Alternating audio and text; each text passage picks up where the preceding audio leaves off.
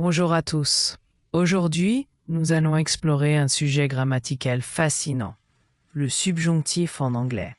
Même si sa forme peut sembler discrète, son rôle est essentiel pour exprimer des souhaits, des suggestions et des demandes. Tout d'abord, clarifions ce qu'est le subjonctif. C'est une forme verbale utilisée pour exprimer des idées qui ne sont pas des faits concrets. Pensez aux souhaits, aux demandes, aux suggestions ou aux nécessités. Un exemple classique est la structure « It is important that » suivie du subjonctif.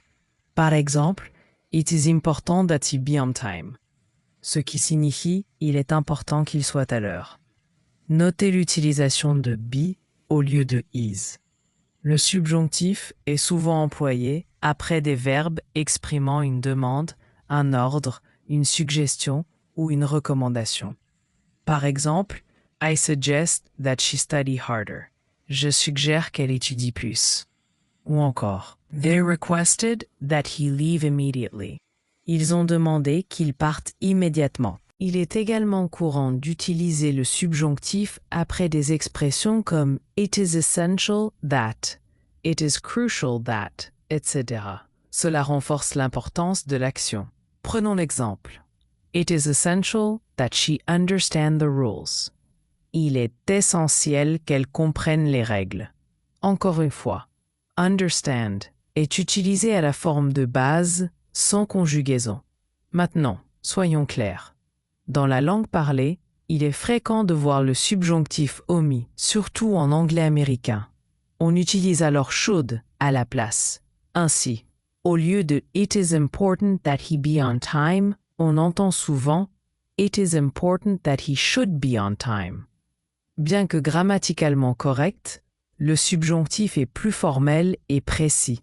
Dans les contextes formels, comme les documents juridiques ou les écrits académiques, le subjonctif est toujours préféré pour sa clarté et son autorité.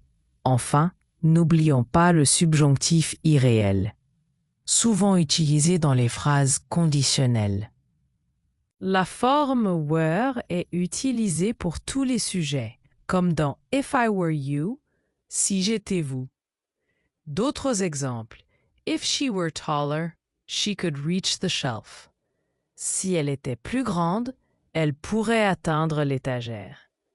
Ou If they were richer, they would travel the world. S'ils étaient plus riches, ils voyageraient à travers le monde. Voilà, vous avez maintenant une meilleure compréhension du subjonctif